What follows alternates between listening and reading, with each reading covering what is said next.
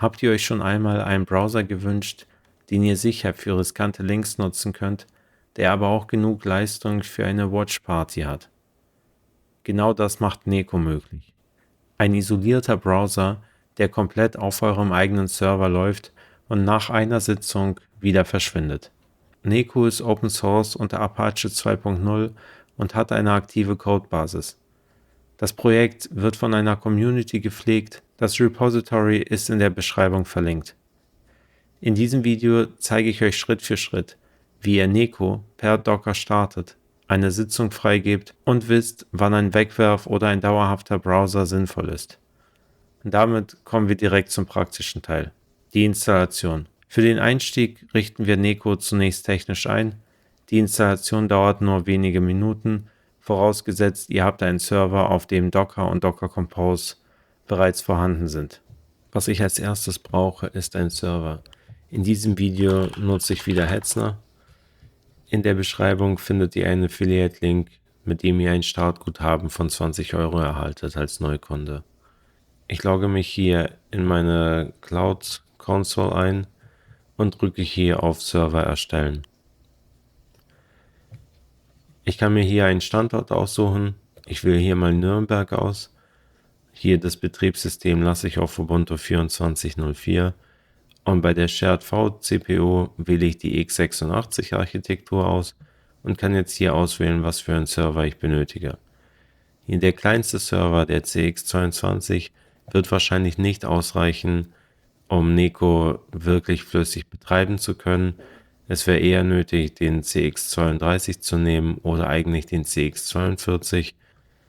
Beim Networking lasse ich alles so, wie es ist. Ich brauche eine öffentliche IPv4-Adresse und das lasse ich alles leer. Und bei der Cloud-Config gehe ich zu deployen.de und hier gibt es den Hetzner Cloud Init Generator. Den wähle ich aus. Ich möchte meinen Hauptbenutzer anlegen, der soll deployen heißen und hier brauche ich einen SSH-Key. In einem meiner anderen Videos zeige ich euch, wie ihr einen SSH-Key generiert und auch wie ihr euren ersten VPS aufsetzt. Ich kopiere mir meinen SSH-Key und füge ihn hier ein. Ich wähle aus, dass Docker installiert werden soll und in den erweiterten Optionen sehe ich, dass Ubuntu als Betriebssystem ausgewählt ist.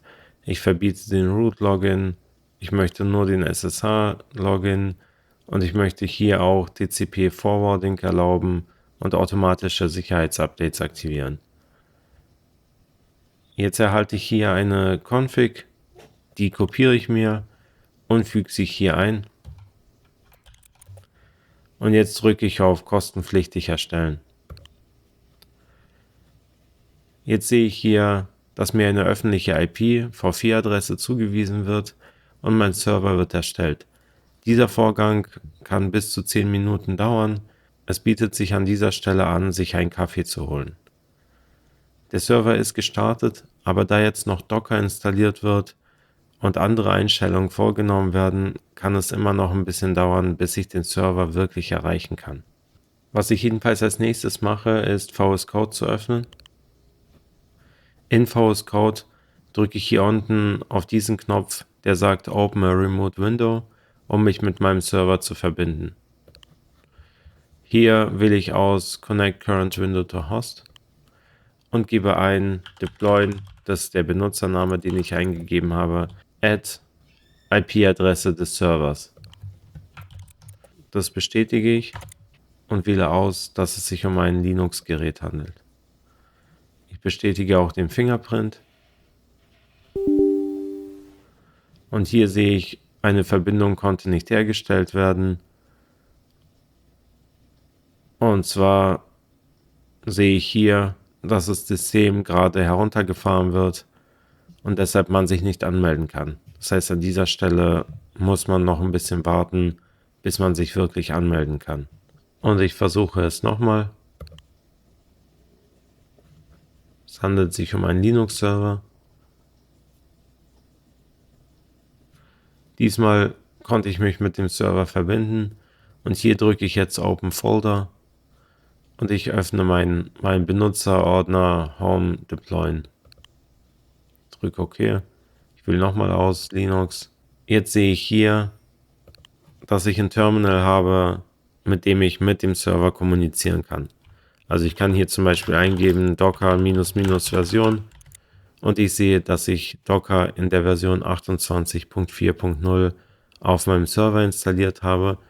Falls ihr hier keinen Server von Hetzner benutzt, müsst ihr jetzt sicherstellen, dass Docker auf eurem Server installiert ist. Anschließend erstelle ich den Ordner Neko für mein Projekt, bewege mich in den Ordner hinein und erstelle eine compose.yaml. Falls ihr Probleme mit Bash und Terminal-Befehlen habt, könnt ihr euch auch dazu mein anderes Video angucken. Hier in meinem Neko-Ordner sehe ich jetzt die compose.yaml und in die compose.yaml muss ich einen Inhalt einfügen. Dazu gehe ich jetzt hier im Repository. Hier sehe ich die Installationsdokumentation und wie man das Ganze mit Docker Run installieren kann oder auch mit Docker Compose. Das ist das, was wir machen wollen.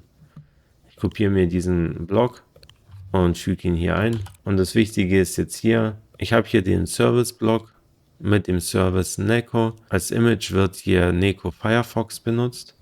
Es gibt aber auch noch mehr Möglichkeiten. Also hier sehe ich zum Beispiel, ich könnte jetzt Firefox starten oder einen Tor-Browser oder WaterFox oder einen Chromium-basierten Browser oder auch sowas wie XFCE oder KDE Plasma, damit ich eine ganze Desktop-Umgebung habe, oder hier Remina oder VLC Media Player. Ich möchte jetzt hier bei Firefox bleiben, weil das am einfachsten ist. Die Einstellungen lasse ich alle so, wie sie sind. Was ich hier ändere ist, ich lösche die Zeile mit Neko WebRTC NAT 1:1. Und dann, was man natürlich machen könnte, ist hier das Passwort ein bisschen zu verbessern, damit sich nicht jeder damit anmelden kann. Und das war es eigentlich auch schon. Ich speichere die compose.yaml. Ich möchte jetzt keine Einstellung irgendwie fest speichern, sondern starte den Container mit sudo docker compose up-d. Jetzt wird das Image heruntergeladen. So, und nach knapp einer Minute ist mein Container gestartet. Und jetzt gehe ich zu der IP-Adresse des Servers und dem Port 8080. Und hier sehe ich die Anmeldemaske von Neko. Das heißt, ich wähle irgendeinen Benutzernamen und ein Passwort muss ich eingeben. Und zwar nehme ich das Passwort Admin-Passwort. Und jetzt melde ich mich hier ein. Und ich habe hier das Problem Peer Failed. Was ich machen kann ist, ich kann mir angucken mit sudo docker compose logs, ob ich in den Logs irgendwas finde, was komisch ist. Hier sehe ich immer wieder den Fehler Failed to ping without candidate pairs. Also aus irgendeinem Grund kann ich keine Verbindung herstellen. Ich gucke jetzt nochmal in die Examples rein. Hier sehe ich bei Firefox beim Example, hier befindet sich noch der SRM-Size, 2 GB, den könnte ich hinzufügen. Das speichere ich jetzt mal ab und stoppe nochmal den Container mit sudo docker compose down und dann up-d, wobei ich nicht glaube, dass das Problem beheben wird tatsächlich. Jetzt wird er wieder gestartet. Ich lade die Seite nochmal neu. Ich versuche mich nochmal anzumelden. Und der Peer ist wieder gefailt. Was ich jetzt mache, ist, ich öffne Chrome und versuche es noch einmal mit einem Chrome-Fenster. Das heißt, ich gebe hier die IP-Adresse ein und den Port 8080. Hier sage ich, ich möchte weiter zur Webseite. Und hier versuche ich mich jetzt anzumelden mit Admin und dem Passwort Admin-Passwort, beziehungsweise ich nenne mich hier immer noch deployen. Und ich drücke auf Verbinden. Und diesmal konnte ich mich verbinden. Das heißt, das Problem war anscheinend, dass in Firefox die Einstellungen so gesetzt sind, dass ich mich hier nicht mit diesem Dienst verbinden kann. Ich sehe hier in Chrome, dass ich mit Neko verbunden bin Und was ich jetzt machen kann, ist hier unten auf die Tastatur zu drücken, um die Steuerung anzufordern. Und jetzt kann ich diesen Browser in meinem Browser bedienen. Das heißt, ich habe jetzt hier in meinem Chrome-Browser einen Firefox-Browser und kann jetzt hier zum Beispiel eingeben, what is my IP? Und die IP, die ich dann jetzt hier sehe,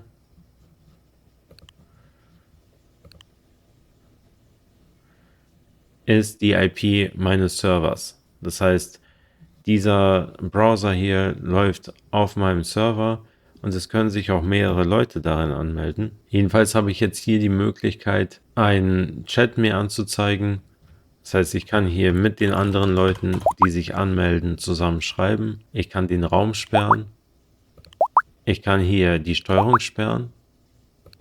Ich kann hier die Bildschirmgröße einstellen. Wenn ich hier auf den Server gehe, sehe ich unter Graphen die Auslastung und ich sehe, dass die Auslastung hier immer so bei 200 bis 300% ist. Das heißt, 3 CPU-Kerne werden teilweise verwendet. Ich könnte auch hier eingeben sudo docker compose stats, um mir auf dem Server die Auslastung anzeigen zu lassen. Das heißt, ich sehe hier, so viel RAM wird gar nicht verbraucht, nur die CPU geht einigermaßen hoch.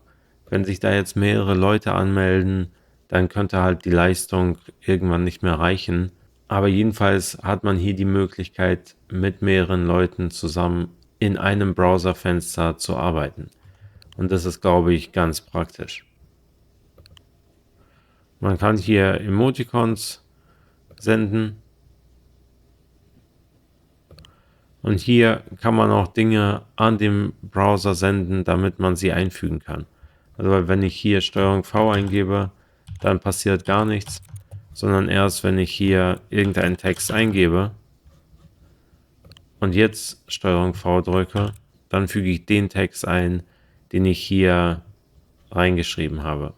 Wenn ich hier irgendwas kopiere, dann sehe ich auch hier den Text, damit ich ihn aus diesem Browser hier herauskopieren kann auf meinen Hauptcomputer. Was man jetzt machen kann, ist den Container zu stoppen.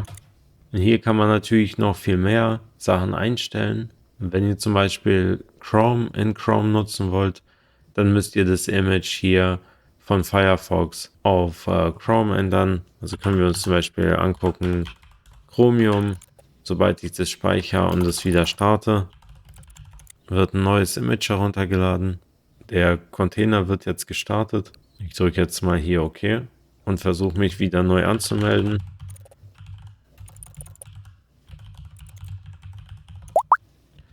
Und jetzt bin ich hier angemeldet und sehe gar nichts.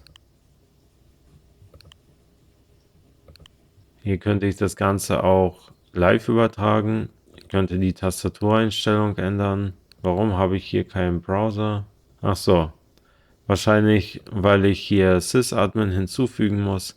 Das heißt also, ich stoppe den Container und gehe hier nochmal hin und füge diese 2 Zeilen auch noch hinzu und speichere das Ganze. Und jetzt starte ich wieder den Browser. Und hier versuche ich mich jetzt nochmal anzumelden.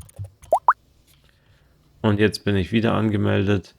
Und schon wieder bin ich hier im Browser. Ich muss hier die Steuerung anfordern und habe jetzt hier diesmal einen Chromium-Browser. Wenn ich hier Einstellungen vornehme am Chromium-Browser, dann werden die nicht gespeichert. Um Sachen persistent zu speichern, müsste ich, wie hier beschrieben, ein Volume anlegen, damit ich die Config auch wirklich irgendwo speichere. So wie es jetzt bei mir gerade der Fall ist, würde es immer wieder gelöscht werden. Ich kann natürlich auch mehrere Browser nebeneinander starten. Ich stoppe jetzt mal den, der gerade läuft, den Container. Jetzt könnte ich hier das Ganze nehmen und nochmal einfügen und dann muss ich hier nur noch umbenennen, hier Neko Firefox, dann nenne ich das hier Firefox Latest und jetzt muss ich hier an dieser Stelle den linken Port ändern. Das heißt, ich nehme hier 8081 und hier nehme ich auch einen anderen Bereich bis 200, Hier auch 56.101 bis 56.200. Den Rest kann ich so lassen. Und jetzt, wenn ich das speichere und wieder sudo docker compose up-d ausführe, dann werden jetzt 2 Container gestartet. Und ich sehe dann hier, sobald die Container gestartet sind, kann ich mich hier anmelden. Und hier sehe ich meinen Chrome-Browser. Und wenn ich hier hingehe zu der IP-Adresse des Servers und dem Port 8081, dann kann ich mich hier anmelden. Und hier bin ich mit Firefox verbunden. Das heißt, so habe ich gleich 2 Browser auf meinem Server gestartet. Und hier können sich dann auch weitere Leute anmelden und gemeinsam an einem Browser arbeiten. Was man an dieser Stelle natürlich auch machen könnte, wäre ein Reverse Proxy einzurichten, damit das Ganze über ein Reverse Proxy mit HTTPS läuft. Ich habe schon mehrere Videos zu Reverse Proxys erstellt. Schaut euch da einfach mal eins meiner anderen an. Jedenfalls gibt es mehrere sinnvolle Anwendungsbereiche für den Browser im Browser. Man kann ihn als Throwaway-Browser nutzen. Damit kann man zum Beispiel verdächtige Links öffnen. Außerdem hat man den kollaborativen Einsatz. Das heißt, man kann den Link mit mehreren Personen teilen und dann sehen alle genau den gleichen Bildschirm. Ich kann ein Video starten und Bild und Ton laufen bei allen Teilnehmern synchron. Ein weiterer Anwendungszweck wäre der Remote Support, also der Remote Support an irgendwas, was online stattfindet. Dann braucht ihr nicht TeamViewer oder sowas, sondern könnt den Neko-Browser benutzen. Das Besondere ist die Kombination aus voller Datenkontrolle, Privatsphäre und Flexibilität. Jeder kann Neko mit wenigen Schritten aufsetzen und direkt nutzen. Schreibt gerne in die Kommentare, für welche Use Cases ihr Neko benutzt. Zuletzt noch einmal der Hinweis, wenn ihr Neko öffentlich zugänglich macht, dann nutzt am besten ein Reverse Proxy und setzt ein stärkeres Admin-Passwort als ich hier in diesem Video. Ich hoffe, dieses Video hat euch gefallen. Vielen Dank fürs Zusehen und bis zum nächsten Mal.